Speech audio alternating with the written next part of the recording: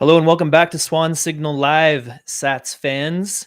I'm Brady Swenson, your host. This is episode 74. We were expecting Simon Dixon, but he had some last minute changes to his schedule. So we'll be here one-on-one with Mauricio from Ledn. I'm excited to talk. There's tons to talk about. Excited to get his takes on everything that's going on and hear the latest updates from Ledn and the new Bitcoin mortgage product that they have released, and much more. Before we dive in, a quick word about an awesome new product that we launched last week at Swan. It's called the Bitcoin Canon. This is an educational product that we hope will help you and your friends and family learn about Bitcoin. Our mission at Swan, of course, is to create 10 million new Bitcoiners, and not just people who are holding Bitcoin, but people who understand what's going on. And we believe that education is the key to this mission. So over the years, we've seen educational resources in the Bitcoin space grow rapidly in both quality and quantity. And we now want to help you sort of pick the signal from the noise as these contributions continue to come in from all over the world in the Bitcoin space.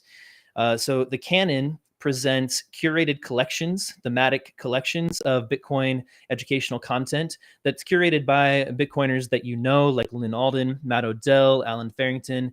And this is just the beginning for the Canon. We are going to build it out, add new features, and we have big plans for the Bitcoin Canon. We want to make it one of the best educational resources in the space and leverage all the great content that's already out there, but add a level of curation that will make it easier to find and to understand for Bitcoiners out there. All right, so let's dive in with Mauricio. How's it going, man? Welcome to Swan Signal Live. Thanks, Brady. Glad to be here, and thanks for having me. Yeah, absolutely. I'm really glad that you're here too. Sorry that Simon couldn't make it, but this is a good opportunity just for the two of us to chat, and I'm looking forward to it. So there's tons to talk about, of course, but you are in Canada, so I thought we'd start with that, and we'll get to Russia here in a little bit. But Ledn is a Bitcoin business based in Canada. Obviously, there's been a lot happening around the financial institutions and sort of what amounts to, I would say, domestic financial sanctions against Canadians. And so, what is it like for you personally and for Ledn as a business to be operating in Canada right now with this sort of uncertainty about the future? New concerns that might have arisen for you and your business. Yeah, so maybe it's a great question, Brady, and I think something that naturally people are interested in hearing about. So first, I'll start with the sort of business aspect of it, the implications, practically speaking. So I guess let's start with what happened, and what happened. We can separate it into practically the measures that were taken, and then we can get into the whole set of politics behind it, which is a whole separate conversation. But practically speaking, what happened was that there was a set of protests in Canada, and the government of Canada enacted what's called an Emergencies Act, which gave the government essentially the power to identify and update the list of suspicious individuals or suspicious addresses, in the case of Bitcoin addresses, so that essentially they could take measures so that the banks could hold their assets. Now, I'll start by saying that the Emergencies Act has been lifted. It's no longer active.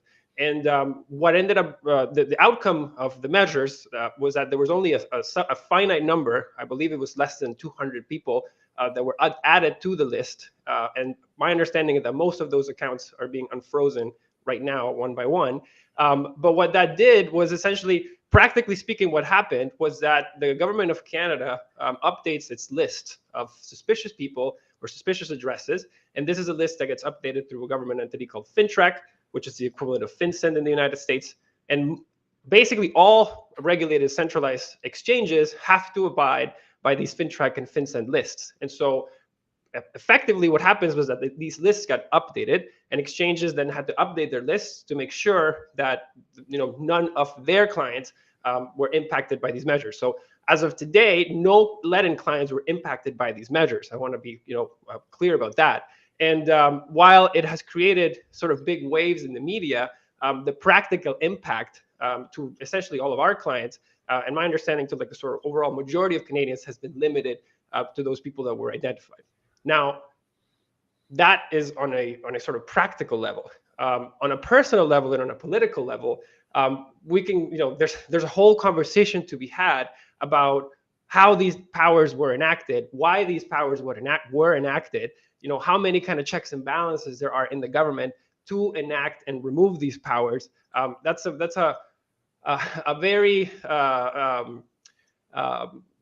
I think important conversation. But the first thing I wanted to do was sort of address the practical implications, which are can be perceived to be disconnected from the big media wave that's been going on. And so again, there's a whole very big conversation to be had about the politics and what this sort of means going forward. But I think practically speaking, I wanted to be very clear that the impact was kind of how exchanges in general had to react to the situation. Yeah, that's a great summary of what's going on, and thank you for the take on what this means for Ledn and other Bitcoin businesses. So, I mean, there was an effort to donate Bitcoin to these people who were exercising their right at civil disobedience, and I think they accumulated like $1 million basically worth of Bitcoin that was given, and it was distributed. And I've been watching, Nobody Caribou is his handle on Twitter, who kind of led the effort to distribute it, and we saw the Canadian government identify a set of Bitcoin addresses to be blacklisted by Bitcoin exchanges who are operating in Canada. And what do you think about Bitcoin's sort of promise to be able to get around these kinds of financial sanctions against individuals and nations, et cetera, and what we saw go down with these donations? Obviously, I just want you to get to comment on what this means for Bitcoin and that promise, and maybe where we go from here. I know that as a business person in Canada, you've got to be careful here, given what happened with Jesse Powell and Brian Armstrong. I don't want to put you in that position, but just as the network as a whole, and that promise that maybe partially failed some people. So it's a great point, Brady. But I think the important distinction to make is that I think the main important the important thing to highlight here is education in the sense that I don't think that Bitcoin's promise is functionally broken. I think if you look at what's happening, like I lived through Bitcoin's promise in Venezuela, right? Like I saw an authoritarian government, and again, in very different scales, when an authoritarian government tries to unfairly punish its people and try to limit their ability to transact and protect their wealth, people find a way. And I do not believe that this means that Bitcoin's promise is broken. I think what this means is that we need to continue educating people about how they can use Bitcoin and what are the most effective ways to use Bitcoin. And the fact that there is more than one way to hold your Bitcoin, and there different options can give you different trade-offs, right? And so in a place like like the Ukraine or Venezuela or Colombia, a personal incentives to hold Bitcoin one way or another can shift, say, relative to a place like the United States and Canada.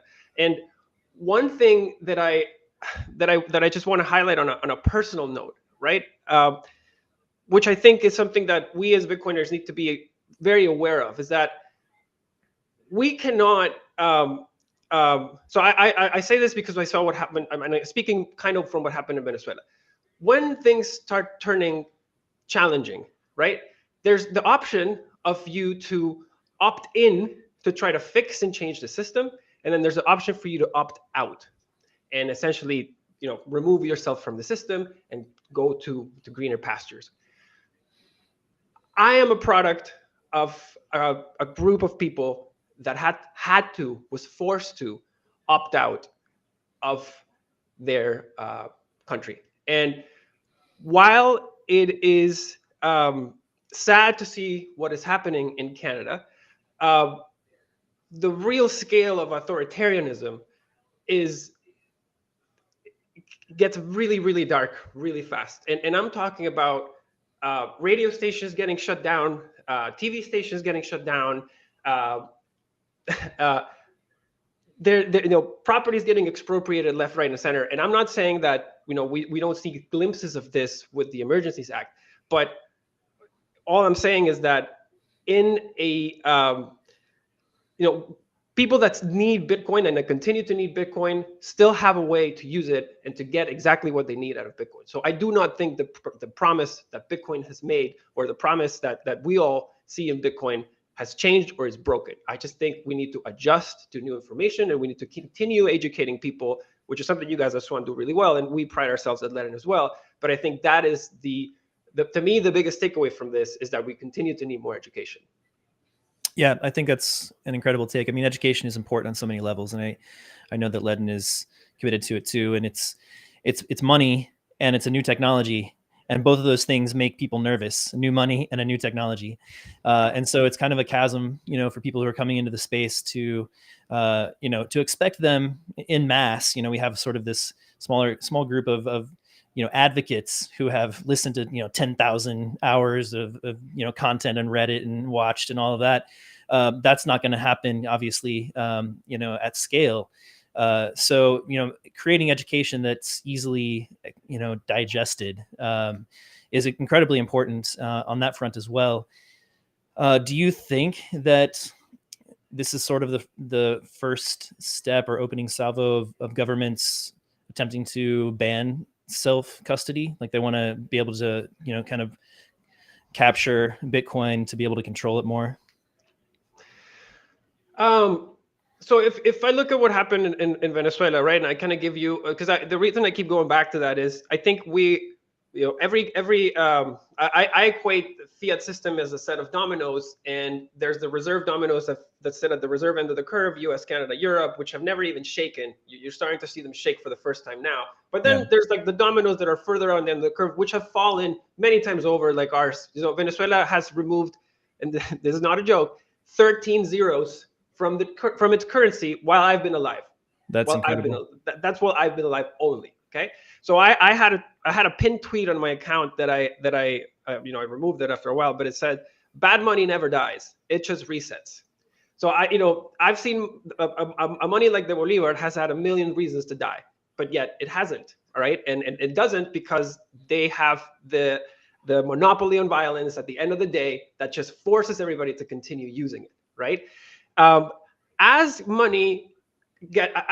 citizens and constituents start opting out of their money because they understand and start losing faith in their government, inflation starts rising, and the government starts trying to push back against it, right? Yeah. And so they do that in different ways. They do that by trying to restrict the amount of properties you can buy, or the amount of dollars you can buy, or the amount of hard assets that you can purchase, right? And so they start trying to restrict you in that way.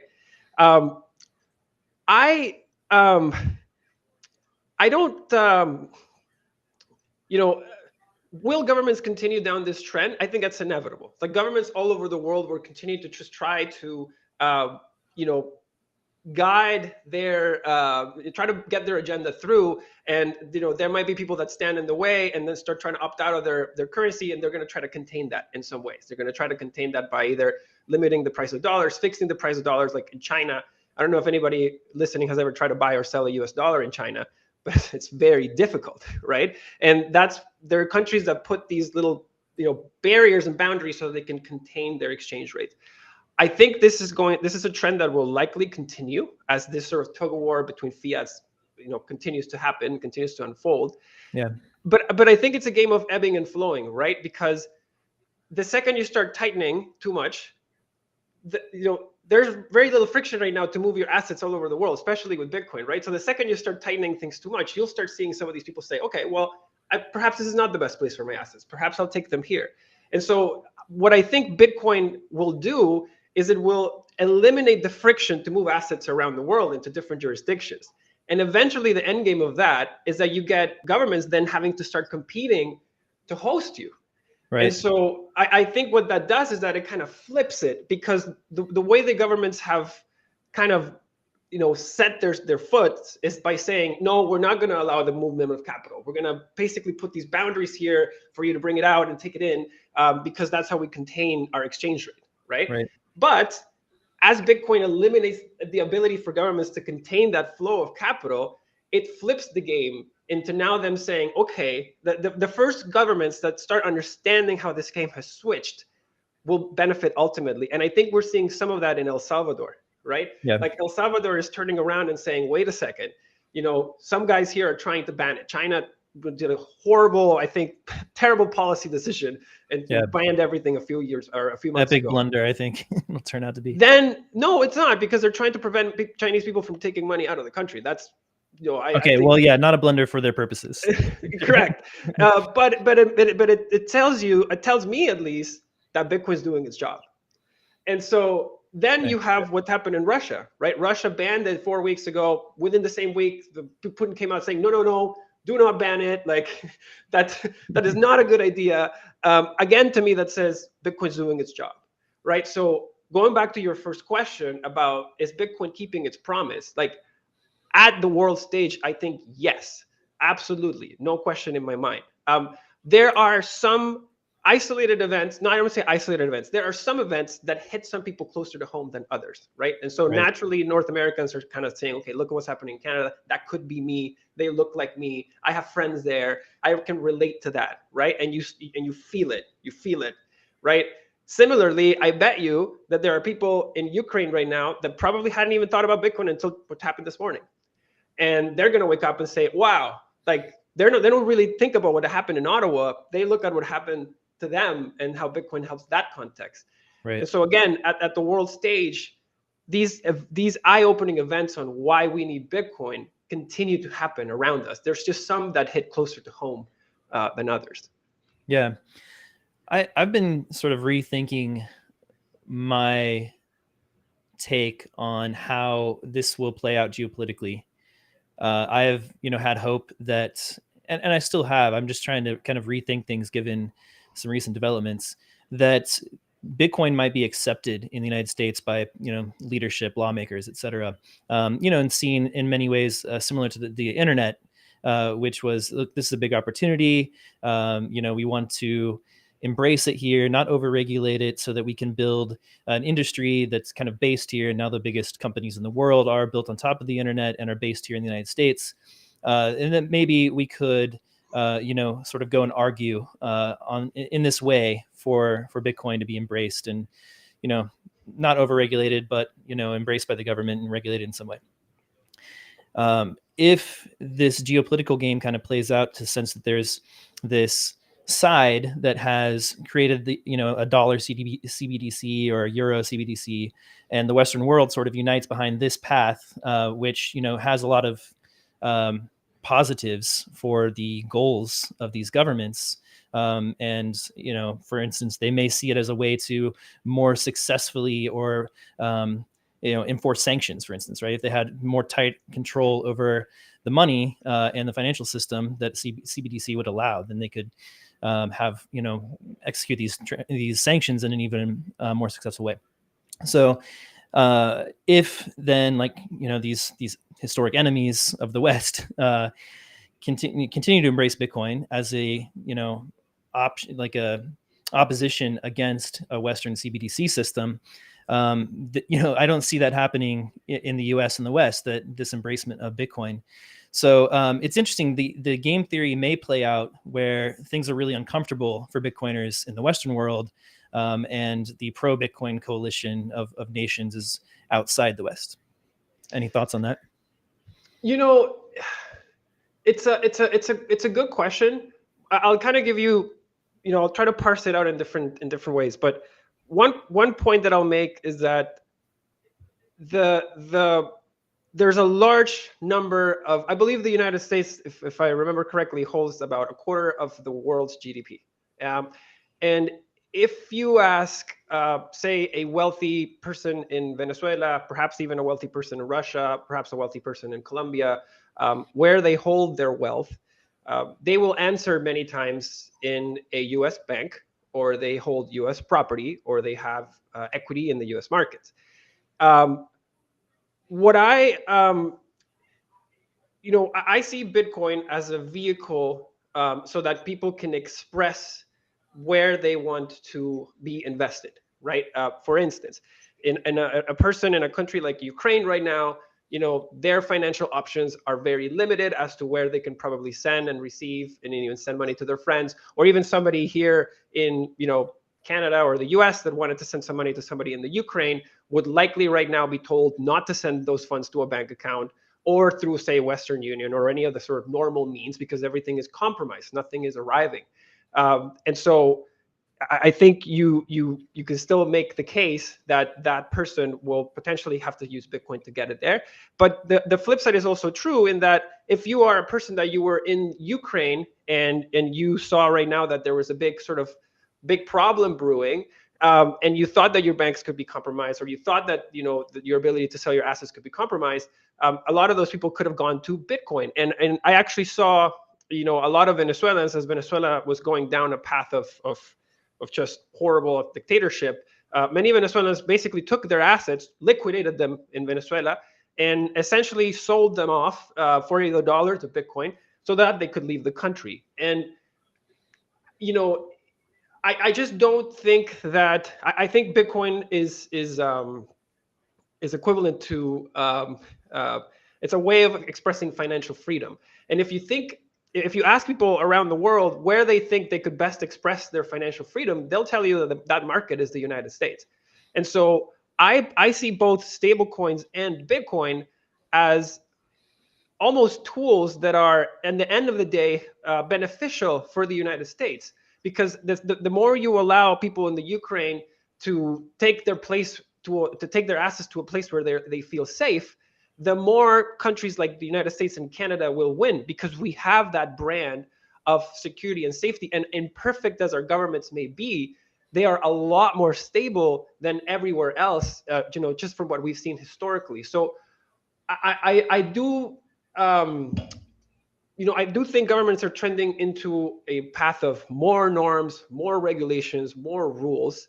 But I also think that we don't operate in a vacuum, right? Like as the United States is doing things, or the Canada are doing things that people don't like, look outside, look at the CBDC plans that China has, and tell me if those are not a little more draconian. And so it's not necessarily like, people used to say when Libra came out, and people were talking about the Facebook stablecoin and Libra, and I was, I actually have always been excited about stablecoins personally. I think they're a very useful tool to onboard people around the world into Bitcoin. But there were people at the time that said, why would you want Mark Zuckerberg governing your money? And I'm like, have you ever actually, try to go ask a person in Venezuela and say, hey, would you like the dictatorship regime to have control of all your bank accounts, or would you feel safer if you had them on a Facebook account, and Mark Zuckerberg and Facebook are going to be able to see what you'd have? Most people will be totally fine with that. In Venezuela, they'll be like, please do, like, please take it away, give it to Zuckerberg. And so it's not always about the absolute good or bad of the options. Is about your relative improvement against your base case, if that makes sense. Yeah, that makes great sense. That's a good answer. I like I said, I still maintain that hope, but it was kind of trying to steelman against that kind of what became an assumption for me. And I could see kind of going both ways, but I think it's more likely to end up being embraced in the West as a technology that's important sort of alongside, at least at first, until the Trojan horse empties that, alongside a CBDC system. So you said that you're from Venezuela, you came to Canada. Why a Bitcoin-backed loan service? Like, why build Ledn, and what inspired you coming from Venezuela to provide that service instead of other? There are at least several other kind of viable Bitcoin financial services that you could have provided. Yeah, it's a really good question. Actually, I really enjoy answering it. There's a couple of things that ended, and I can't take full credit. Like, co-founder, my best friend and co-founder Adam Reitz, we founded the business together. But the way that came to be, we'll give you kind of the summary. Growing up in Venezuela, I saw a lot of people make a lot of money by borrowing bolivares that were hyperinflationary, and they would just turn around and buy dollars with them. And literally they would wait inflation to do its thing. Because and the reason they could do that is because when money is dying, no surprise to you or anyone here, the government fixes its interest rates Right. so that it makes it look as if things aren't too bad. And so we had very negative real rates of interest. We were able to borrow from the bank at 20% when inflation was 100%. Right now, overnight rate is quarter base point, and the inflation rate is 7.51% or 7.53%. So again, we're getting paid to borrow, right? Mhm. And so what I saw there was this this almost like this wealth perpetuating wheel where you could borrow a weak asset to buy a hard asset with it, and then just let time do its thing, right? And I became very fascinated by that concept from the early days, and that triggered for me what was a bit of a fascination for how money worked, because I could never understand how the Venezuelan government, not collecting taxes and being the worst money manager in the planet, could still stick around. And then eventually, you dawn on the fact that, oh, they just printed, right? And then Right. once you get into that, you just want to keep peeling more and more layers on the onion. So that's why I came to Canada and did my finance degree and my master's degree, and that's where I met Adam. After that, I graduated and went back to Venezuela. I was back and forth between Venezuela and Canada, and this was around between 2010 to 2014.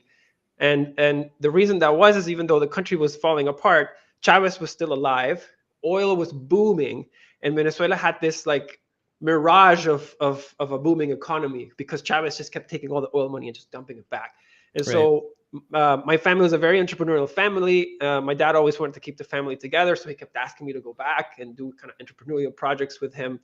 I went every time I came. I did something. I kept seeing how Venezuela was the path that it was going, and I just kind of shook my head and decided to go back to Canada. So I did that dance for a little bit.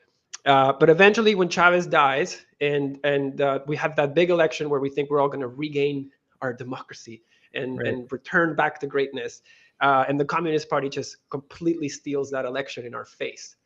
And at the time, funny enough, I was so convinced that we were going to win that I had actually sold all of my assets in Canada. I put everything in a container and shipped it right back, and I was ready to Wow. restart my life.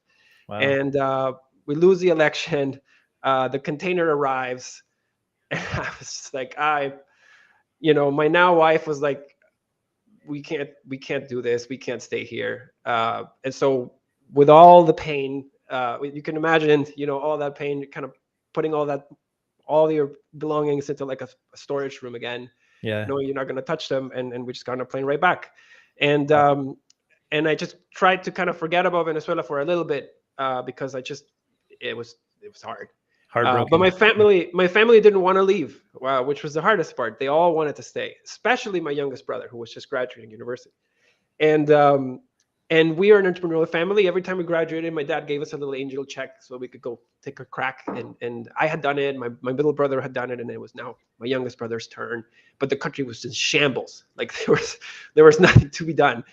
He kept putting up these like very eager projects, and we were like, man, this is just gonna, might as well throw the money down the drain. And he was like, he was getting a little bit frustrated. There was months had gone by, and we just rejecting everything. What we really wanted him was to leave the country, but he didn't want to. So Yeah. he sends us this sort of final offer about this project, and it's either this or I'm done, and I'm selling everything and I'm leaving. And it was this machines that would mine this thing called Bitcoin. Yeah. And so my dad sends me the white paper, and I'm in Canada at the time. I start reading the white paper. It says your brother wants to buy these computers. They want to mine this thing called Bitcoin. And I'm not gonna lie, like the first time I read the white paper, I wasn't like a lot of people were like, oh, I read the white paper, it was so clear to me. Yeah. And I read the white paper and I was like, okay, like I think I get it. Like this sounds pretty interesting, but very new. Like and I started looking at it from the mining side, and the mining side I got pretty comfortable understanding that there were these very complicated chips. They were the first ASICs, and for Bitmain, I think it was S5s, or like second generation ASICs or something, and they consumed a lot of energy, and that was heavily subsidized in Venezuela. So the inputs were machine, a lot of energy, and an Yeah. internet connection. Yeah. And two of those inputs were heavily subsidized in Venezuela. And the output was a book that had a global market that you could sell in dollars. And so to me, it was, out of the stuff that he had pitched, it was just the best because it was isolated. The Venezuela risk was very mitigated in that prop. So we greenlit it. I said, Dad, this makes sense. Let's, let him, for me, it's, I'm good. And so my dad greenlights him. He starts buying. I think he buys like 5 machines. And this was, I believe, midway through 2014. And I fly back for Christmas that year. Like a few months had gone by. And in a country where everybody's liquidating their assets and looking at places to go, my brother is now asking their people, like, "Oh, are you closing down your factory? Can I rent your facility?" Wow. And it smiles ear to ear, him and his buddies. Well, all my friends are like depressed, asking you, "Are you going to Peru? Are you going to Argentina? Like, where are you moving?" And my brother's like, "I'm not going anywhere." It's like I'm ecstatic. And so I asked him, I'm like, "What are you doing?" He's like, "I'm mining Bitcoin." And I said, "Show me."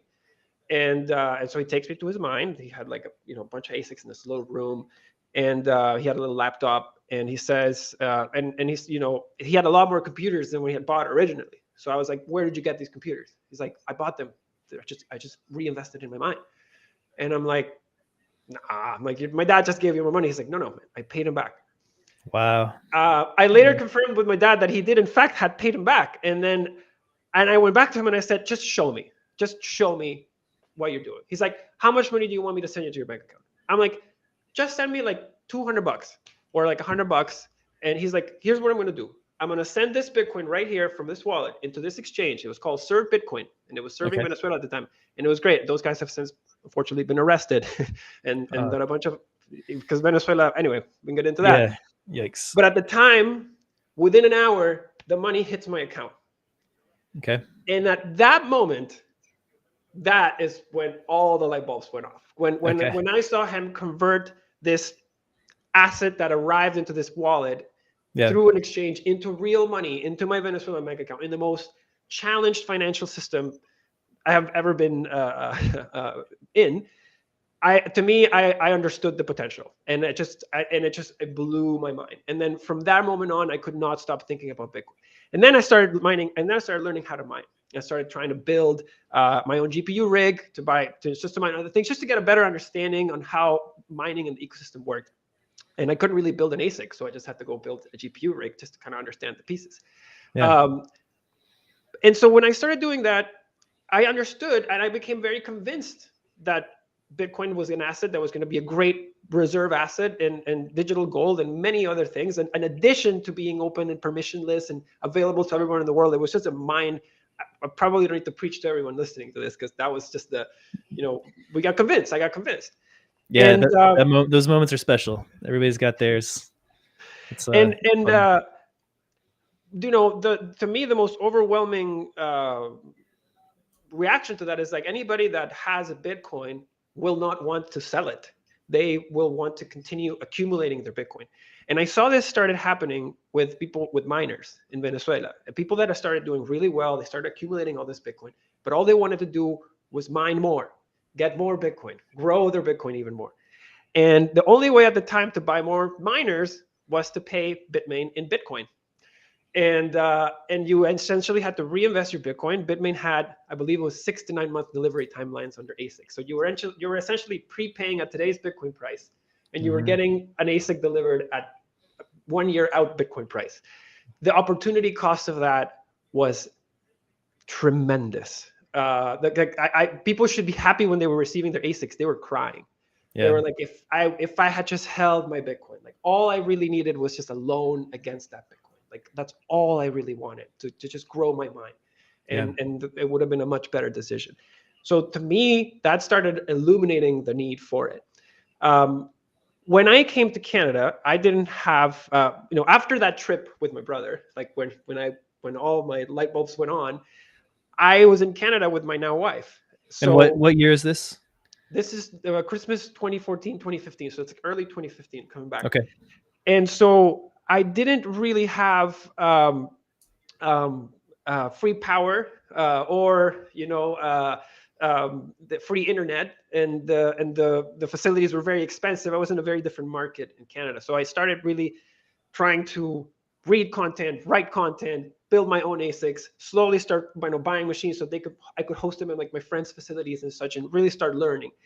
And then there was a point in time at around early 2017, late 2016, early 2017, I start basically pitching my best friend Adam, my Canadian friend Adam. Essentially, I tell him, Adam, like, we need to get into Bitcoin. Like, what I know how to do really well is mine. By that point, I had helped a bunch of people build their mines. My brothers were on like their 7 or 8 mines, and like, my whole family was mining, so we were really kind of into the sort of electrical upgrades, networking, all the stuff that needed to go into it.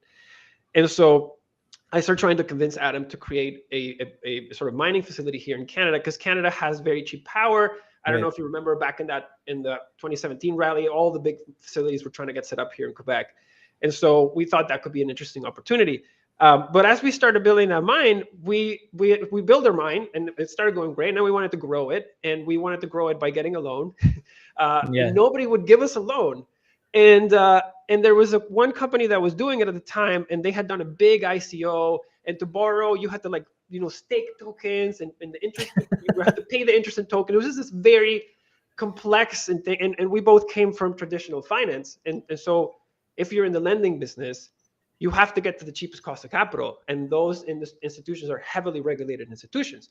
So if you want to get to the top of that mountain, in our view was that we needed to, try to climb the same mountain wearing kind of like similar gear, so that we could then interact with that cost of capital and win that end game.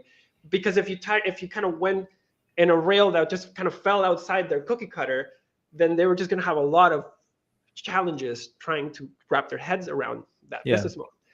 So in that, we saw a pretty big opportunity.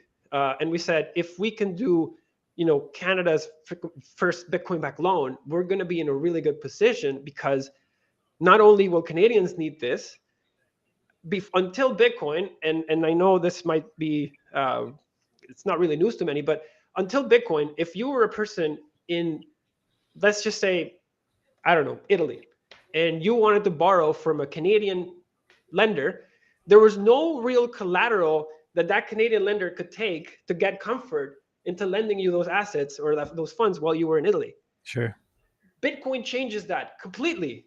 At Ledn, we service a Canadian client as fast as we service a Colombian client or a Mexican client, and they get the same rates and the same treatment.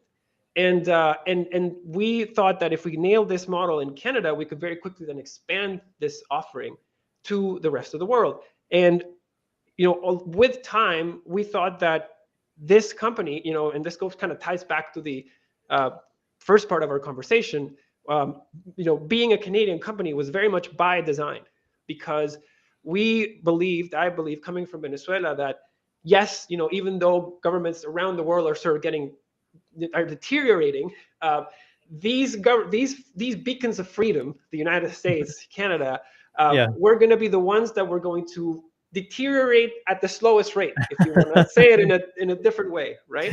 Yeah. And that thesis has in many ways proven to be true. Until what happened recently, Canada has been a safe haven for people's assets. Even if you go back to the last financial crisis, Canadian banks were shining because of how well behaved they were during the whole thing. And so Canada has this nice guy, friendly country, open, minded. And so that's why, personally, to me, it's such a juxtaposition, or such a contrast to see what's happening now. And I actually, a lot of people. And that's why I think most people are like, "Whoa, Canada!" Like, we're the nice guys. There's never a fight. There's very rarely a protest. And the Canadian, I mean, that protest, or I don't even want to call it a protest. Civil disobedience to me, because it was civil. It was extremely calm and kind, and so it was, in my mind, it was very Canadian. That reputation is well earned, and I have a lot of friends who have emigrated from their countries to Canada. I mean, it's a very welcoming country in that regard. Yeah, and listen, like I do have faith, and I do believe that we will be able to overcome this. Like Canada will be able to overcome this. That we will be able to get to the bottom of what happened, and put whatever measures have to be put in place so that this doesn't happen again, right? And if you look back at what happened in the United States, right, like we had a few years back when we had that election, there was a bunch of big drama, people coming into and I don't think that Canada and the United States are built on this premise that there will never be issues. I think that Canada and the United States are built on the premise that they know that they can bounce back and that their people can rebuild. Because it's not about whether there's going to be issues or not. There will be issues. Like, things will happen. It's about the ability for a society to crawl back out of whatever hole they were in, and to not.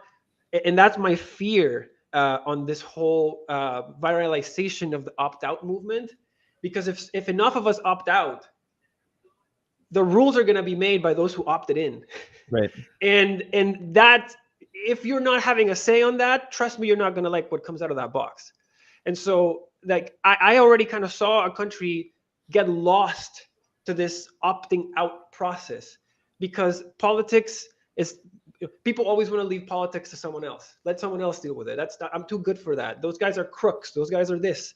But when you leave it to the crooks, that's the output you will get, right? And so I almost, I almost like champion against this idea that politics are a different group. We're against this concept of we and us and them. They're different.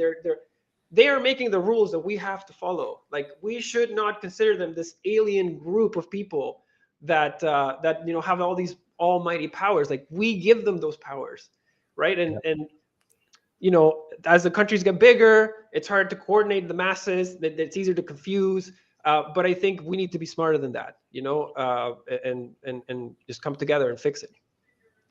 Yeah, I agree with you on the resilience of the governments of the United States and in Canada compared to other types of governments. I think it's the United States government in particular has been through many extremely difficult times, including a civil war and the civil rights movement and all Vietnam, and deep disagreements, fundamental disagreements about the way the country should be run. And it's survived through all of those. And I think you're right. It's Lindy at this point, and will survive through what's going on right now.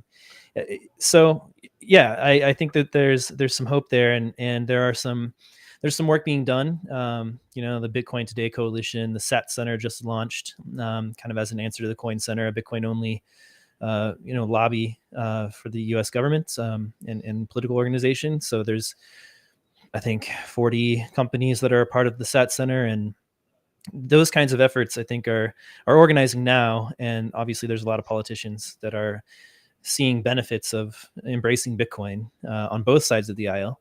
So we're seeing the beginnings of the political system being, kind of resilient in terms of against opposition to Bitcoin. So yeah, I wanted to dive in. Okay, so we got the story about the how you decided to launch Ledn and the Bitcoin-backed loan product, which must be doing very well, and your father must be very proud of you, because you just raised $70 million on a $540 million valuation, which is incredible. Congratulations on that. At the same time, or soon after, you launched the mortgage product.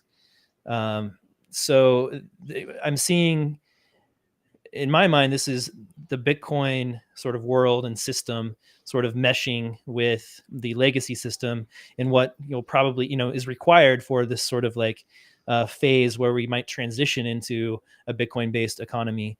So do you see, like, first of all, tell me a little bit about the mortgage product, and then what's is this just like you're basically going to kind of replicate all of these consumer financial products and integrate Bitcoin? Yeah, so it's a great question. So what many companies would probably tell you this, but we try to stick very true to this. So we build based on what our clients want and what our clients tell us, and the actions that essentially we see our clients doing, the insights that we can get from the actions that they do on our platform. So just to kind of give you a bit of history on how some of our products have evolved. So our first product was our Bitcoin backed loan. That's our flagship product, still what many people know us for. And that is a product that lets you place Bitcoin as collateral, get dollars, so that you don't have to sell your Bitcoin.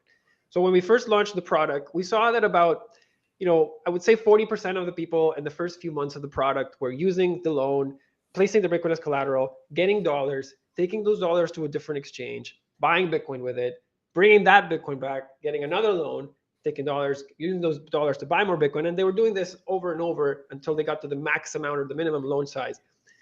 And that was, we said, okay, well, if clients are really excited about borrowing against their Bitcoin to buy more Bitcoin, can we make this process quicker and easier for them? And we created this loan product called B2X.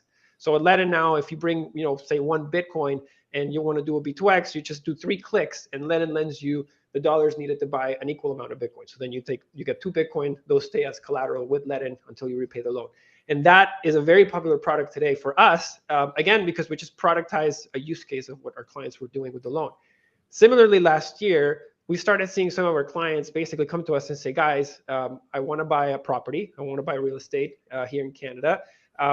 The bank won't give me the mortgage that I want. The bank thinks that, in the eyes of the bank, I have no money because I have, millions of dollars worth of Bitcoin, but to them, it's worthless. And so what I would like to do is essentially take a Bitcoin-backed loan to buy this house. And they started taking out these massive Bitcoin-backed loans to buy properties. And then they were then trying to refinance those properties through any kind of bank they could and see if they could pay down a portion of that loan. But many times they couldn't even get the mortgage, any kind of financing. So then they came back to us and they said, listen, guys, I already only use you guys. I want to not use my bank for anything. Can you please, work with me so that I can put my property as collateral for my loan, and therefore, that will let me buy this house using my Bitcoin wealth. And when we started seeing more and more clients ask us about this, we started seeing actually pretty interesting opportunities to create a very unique product and a product that would, in some ways enhance the experience relative to the standard offering. And the reason I say that is because we can solve a few problems by combining Bitcoin and real estate as collateral. One, we give the Bitcoiner access to the house of their dreams because we qualify them on their wealth and their digital asset wealth, and not necessarily what the bank will qualify as wealth. And so in that sense, we let the Bitcoiner do one more thing with their Bitcoin, and they need to use half of the Bitcoin that they initially would have through the standard program, right? Because in the standard program, they would have needed to put $2 million worth of Bitcoin to get $1 million worth of loan. In this case, they put $1 million worth of Bitcoin and a house worth $1 million to get the same loan. So the amount of Bitcoin they have to place as collateral to get the house is reduced by half. The other benefit is that by putting real estate as part of that collateral, it makes the collateral pool a lot more stable. And so we can give the client more generous timelines to essentially top up or send more Bitcoin if and when the price moves. And so that is those two things were very palatable for our clients. And when we basically started working with our clients to say, hey, listen, we can develop a product for you. Let's try to essentially structure this in a way that will work for you and for us. And when we landed on a structure, we announced the waitlist in mid-December. We've received thousands and thousands of inquiries, and the response has been really, really incredible. Right now, we're putting the last touches on the product, and we're going to start the outreach imminently for our Canadian clients at first. That's really exciting, man. Yeah, congratulations, absolutely. And it's I'm excited for Ledn, but I'm excited for the Bitcoin industry as a whole, as these products are finding a market and demand out there, and that's extremely promising. And of course, will only grow over time as more and more Bitcoiners are accumulating and looking to hold on to that Bitcoin. The tax policies are really good advertisement for these products, and I don't think they're going to change anytime soon. So let's see. I think we're going to head over to Spaces here in just a little bit. So thanks to everybody who's listening on Spaces right now. Mauricio, you have time for that still, Mauricio? Yep. Great. Okay, so we're going to head over to Spaces here in just a little bit. So be thinking of some questions that may have come up based on what we discussed here, or something completely different. For Mauricio, there's lots to discuss, of course, and follow up on. So I hope that there's some good questions waiting for us when we get over there in a few minutes. So I wanted to ask you a quick question about predictions for 2022, because you made some predictions, which I went through and were great, I think. But lots happened in the past 2 months, and I wonder if how these events may have impacted your expectations. Which just to kind of run them down real quick. So there's the bond issuance in El Salvador. Obviously, it's going to happen, but that might be followed on by other countries, more corporations announcing bond issuances like MicroStrategy, North America becoming the epicenter of the Bitcoin mining industry. Bitcoin financial services like loans, savings, and mortgages continue to grow in popularity. And finally, institutions will continue pouring into Bitcoin, insurance companies, endowments, pension funds, etc., looking to find some way to fix their kind of chronic underfunding. I guess you could put it. Yeah. So, there's so many. There's a lot of things that have happened in the early on in this year, right? Like we have there's a lot of things that are happening in the crypto industry. There's geopolitical, there's macro. We have an impending potential executive order to regulate crypto that could be coming anytime soon. So just speaking to the geopolitical conflicts, I think one of the things that we can see coming out of that is that and it might not be entirely unrelated, right? Is that we were about to head into a monetary tightening process, and it just so happens, if you look back in history, that every time that the Fed tries to raise rates for the last 40 years, something magically occurs that derails the ability to raise rates, right? Yeah, right. And forces everybody down the path of more printing and easier or more accommodating policy, right? And so I'm seeing some glimpses of that. We have 2 weeks into a meeting or 2 weeks into the next Fed meeting where the world, according to the markets, is expecting 50 basis points. Given what just happens, I highly doubt that the Fed is looking at the U.S. economy saying, "Oh yeah, this can withstand 50 basis points, no problem." I'm not in the Fed's shoes, and I don't envy them. But to me, what I think could come out of this is the sort of we can't move into tightening as fast as we needed or thought, and then let's just let the party go a little longer. And I think that accelerates some of the things that we were mentioning. So, for example, right now we're seeing it play out live. There's a flight to safety in the U.S. dollar. Everybody wants to be holding U.S. dollars right now. Canadian dollar selling off. The dollar index is higher. Everything's selling off against the dollar. So I think that's going to put the spotlight right back onto stablecoins. And people all over the world are now going to be wanting to get the stablecoins. And their banks are shaky. So it's like a perfect advertisement for stablecoins. Right now, how this, I think, impacts institutional appetite for Bitcoin is that, of course, nobody wants to buy into a risk asset in the middle of geopolitical tensions. Right. But I think once once we get some semblance of where the damage is and where it's going to sit, I think the realization is going to be, okay, things aren't going to get tighter. We're still in a negative real rates environment, getting paid to borrow, so go borrow and buy assets, right? And you're going to get into that trend may continue. So I think accelerated stablecoin adoption, perhaps delayed institutional purchases of Bitcoin. Like I think those two things could be a bit of a trade-off. In the other ones, I still think the El Salvador bond is coming. They're probably not going to have an easier time raising from traditional bond markets right now. Right. So I don't think that changes. And as far as the epicenter of Bitcoin mining, well, first there was China. You can bet that Russian miners are looking at Austin right now and like dreaming of relocating. Anybody that's doing any mining activity in the Ukraine, probably doing the same. So I think you continue to see this exodus of talent and Bitcoin into North America. Yeah, absolutely. All right, we'll leave it there and move over to Spaces. Thanks to Mauricio for hanging out with me, and we're heading your way, everyone over in the Twitter space right now. So get some questions ready. I'll wrap things up here and let Mauricio move over there, and I'll be there in just a minute. Okay, so that was it for today's first part of the broadcast here on Swan Signal Live. Do check out the Bitcoin Canon. It's our educational product that just launched last week. It's in its very early stages. Right now, you can find thematic collections of Bitcoin educational content curated by Bitcoiners such as Lynn Alden, Matt Odell, Alan Farrington, and many more. New rabbit holes are going to be dropping every week. So watch the Swan Twitter handle for threads on those new rabbit holes. We'll be hosting rabbit hole curators on our morning show, Cafe Bitcoin, which you can find in spaces every weekday morning, starting at 7 a.m. Pacific, 10 a.m.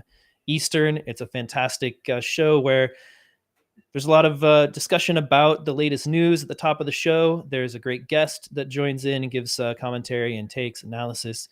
And you might just find that someone like Max Kaiser or Lynn Alden drops into the space to hang out for a little while as well. So it's a lot of fun. Check out Cafe Bitcoin every weekday morning, and the Bitcoin Canon at swanbitcoin.com/canon. All right, I'll see you guys over in spaces.